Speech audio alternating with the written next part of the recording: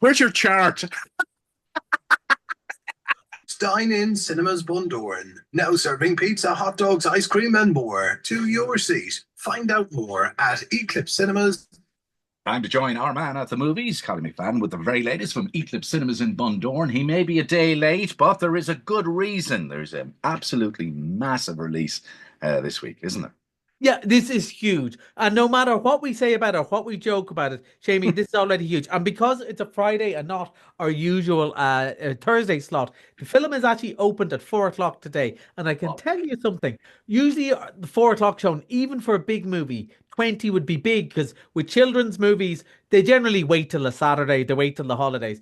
There was 81 people turned up at 4 o'clock for Bundoran, which is 81 people. 81 people on a Friday at 4 o'clock. Friday, and like Easter holidays around the corner, but not yet. So Minecraft is huge. But like, we were joking. You always joke about stuff like, I kind of know a bit more about these sort of movies, the superhero movies, computer games. But I was completely lost and bamboozled, and I was kind of dreading this one. I was going, what do we say? We don't want to come across as, remember when we were talking about Snow White, we were saying, what's the point of people watching it that are just going to moan and so on? So I was a bit, not sure. Should I watch this one or should I watch one of the other movies? But Seamie, you told me it's the biggest movie. I had to go and see it. And I went to see it. And what we thought was, well, I suppose we should, to be traditional, play the clip first. And I'll tell you what I thought of Minecraft straight afterwards.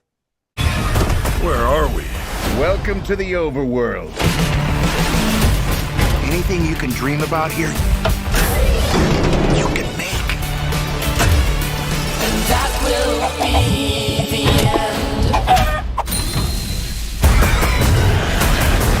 This is us. In this world, creativity is key to survival. Now let's have some fun. That's the scene, okay? Okay, well, it does and it doesn't. Because I think if you're somebody who knows Minecraft, it sets the scene. And if you're not somebody, it doesn't.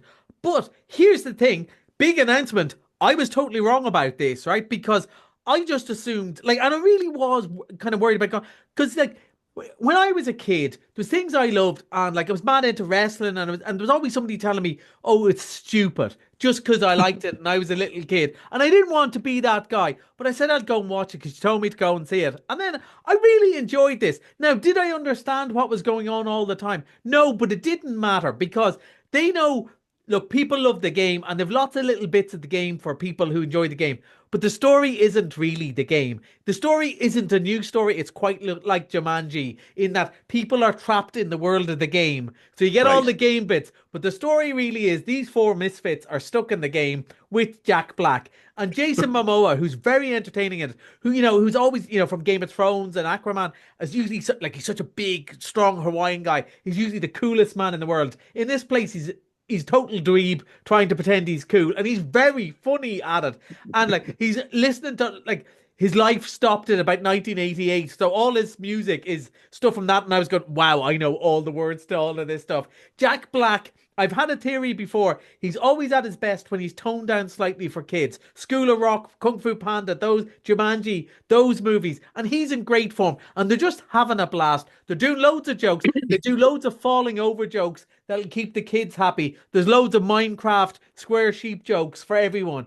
And then they've got them winking at the camera. Jennifer Coolidge, who a lot of people will know from American Pie, and of course, particularly The White Lotus, is playing the school principal, who seems to be just in there to do jokes for the parents, which is fine.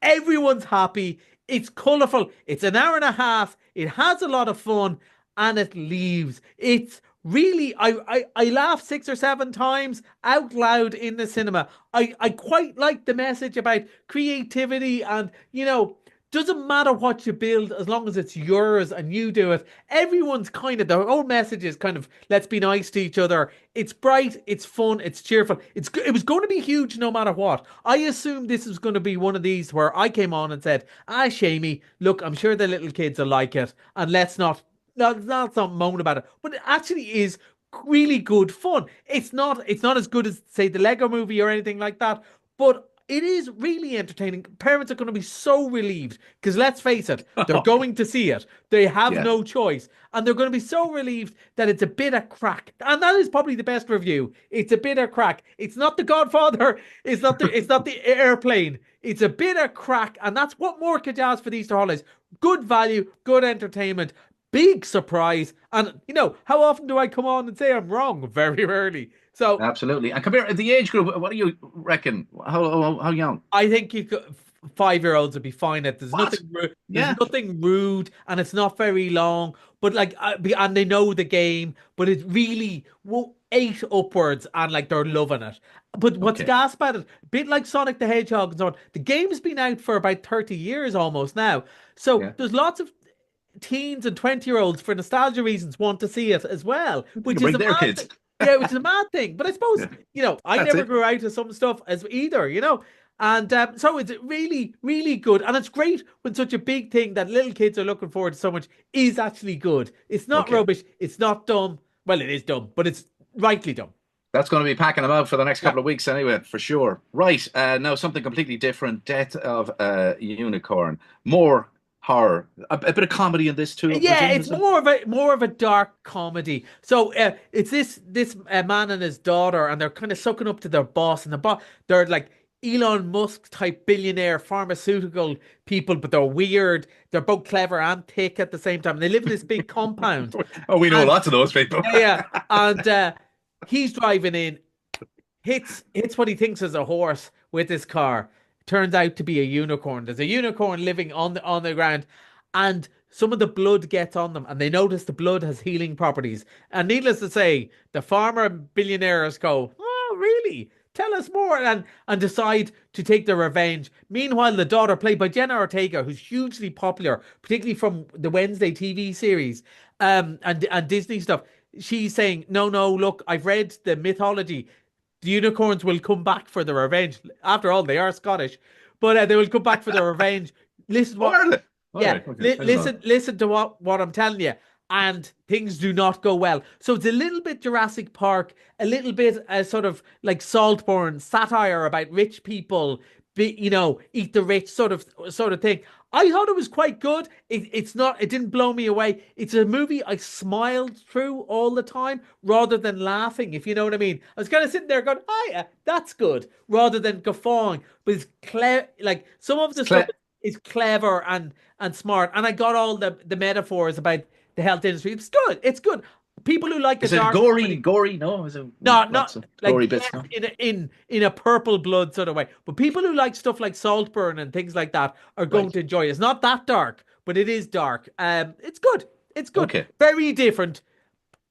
Right. Okay, let's move on with well, I probably should like this. This is Six. Yeah. And a musical comedy, we're told, but this is on the stage in the West End, is it? Yeah, all I know is about the stage show. People have told me about the stage show. So it's the Six Wives of Henry VIII, but kind of done like a girl band, right? And they tell Yeah. the story. So if you saw stuff like, well, Hamilton, of course, or maybe We Will Rock You, it's that sort of style of musical. And what this is, it's not like Wicked. It's not a film version. It is the film of the stage show. So really what this is aimed at is people who'd love to see the West End show, people who love those big shows, Right. don't okay, get yeah. to go to the Bord Gáis Theatre, don't get to go over to London or to Broadway. It's a lot of money, as you know. So they can see it in the cinema with the big surround on the big screen. That's the idea for it. Like as if it's recorded as a live broadcast. Everyone is singing live in the show but they've cameras everywhere. So it feels like you're in the audience. That is the idea of it. Now, I haven't actually seen this yet. It hasn't unlocked yet because it's like a special event. It's only shown 3 or 4 times on Sunday and Tuesday. But if you like those, and I must admit, I did love Hamilton. And I saw Hamilton on the TV first during lockdown. It was on Disney Plus, and then I went to see it in the West End, and I did think it was amazing. And that mix of history with hip hop shouldn't work. Now, I know you're a bit skeptical about the pop music and the history show, but I think it's more that you think maybe it's something for only if you're in the audience rather than on the Then maybe screen. sitting at home, yeah. But Look, we'll give it a don't know. look. We'll give it a look. I'll tell you next. Well, I'll tell Francie next week. But when we see it, but it's interesting. But there are people who love this stuff, Seamie. And I suppose no more than what we were saying about Minecraft. If this is what you're into, you're probably going to really enjoy this. If you like musicals, if you loved Wicked, this is for you. Now you've got something really strange. Is this more for the kids now? This Oh, yes, it's Sylvian families. This is very much for Sylvain families. I told you off air, I tell you the plot. Right, so here's the plot. One of the little rabbits wants to buy a present for her mum. Spoiler alert, she buys a present for her mum. That is the film. This is for kids who think Paddington is a bit much and a bit scary, right? It's that sort of gentle one. So it's really, what it's for is kind of like a toddler's first trip to the cinema. This is just lovely. It's really nice and gentle. It's about an hour long. There's lots of little cute animals based on the toys. A lot of people collect these toys. They're like little animals who live in the woods, Sylvanian families. And so I would say 5 and under. This is who this is for. Or people who just, there would be kids out there who are into these toys and collect them. Maybe they would enjoy it too. But it's very sweet. So same audience that watch Paw Patrol or Postman Pat. It's that sort of cute little movie for maybe someone who's just a little bit too young for Minecraft, and big brother and sister are going to go Minecraft. So maybe they would like this. And again, about your attention span of about an hour, which is fine for that age. So it'd be nice over the Easter holidays for those kids.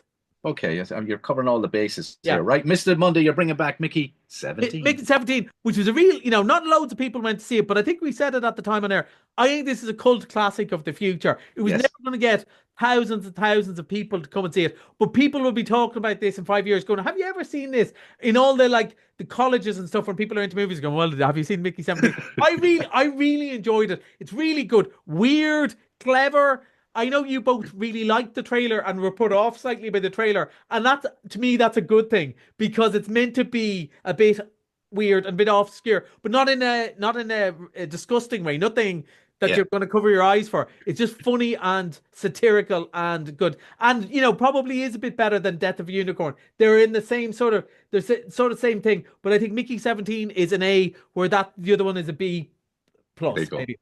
So, but I think it's good fun, and you should go and see it. €5. €5 Monday. Okay, Mr. Monday. Quick mention: Liam Neeson is going to be appearing in The Naked Gun, and kind of seen the trailer. Just have a quick thing. Yeah, the teaser. How far is it away? The trailer. All I can say is I watched the first 30 seconds and I was going, I don't know. Second 30 seconds, I went, can't wait to see this. I love The Naked Gun. I always did, and I just thought, maybe it's a bit corny. But then it went. They've one joke at the end. You go, that's a great joke. If there's 3 more jokes like that joke, the film alone would be worth seeing. I think, and Liam Neeson, you remember from Derry Girls, he is good at comedy when he wants to be. And there's a clip in Ted 2, I think, which is a terrible movie, but Liam Neeson's bit is great. And buying the cereal. Hopefully it'll be as good. So we'll talk about that in August. Which is August, August, okay. I know that we've seen the clips and that. Okay, all right. We're not here next week. Francie will be here with you next week and the following week. I'm gone missing for a while, and we'll come and bail you out. Don't worry when you get into trouble over there. Okay, I'll do our best. Collie, enjoy the movies and enjoy Easter. We will talk to you soon. Bye. Ocean Drives films with Eclipse.